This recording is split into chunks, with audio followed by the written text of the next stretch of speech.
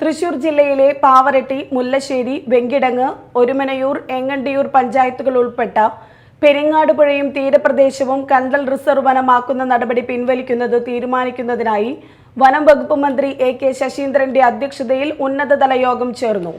Revenue ഭവന നിർമ്മാണ വകുപ്പ് മന്ത്രി അഡ്വക്കേറ്റ് കെ. രാജൻ ഓൺലൈനായി യോഗത്തിൽ പങ്കെടുത്തു. Murali Perunnelli MLA, N.K. Akbar MLA എന്നിവരുടെ സാന്നിധ്യത്തിൽ രാമനിലയം ഗസ്റ്റ് ഹൌസിലാണ് യോഗം ചേർന്നത്.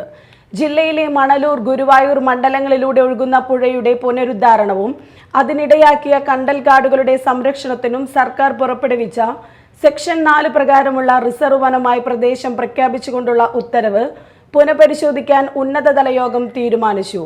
ഇത് ത്വരിതപ്പെടുത്താൻ നോഡൽ ഓഫീസർ കൂടിയായ സബ് കളക്ടറെയും DFOയെയും മന്ത്രി ചുമതലപ്പെടുത്തി. ഇതിന്റെ റിപ്പോർട്ട് 2 ആഴ്ചയ്ക്കകം തയ്യാറാക്കി സംസ്ഥാന വനം വകുപ്പ് ആസ്ഥാനത്തെത്തിക്കണമെന്നും മന്ത്രി നിർദ്ദേശിച്ചു.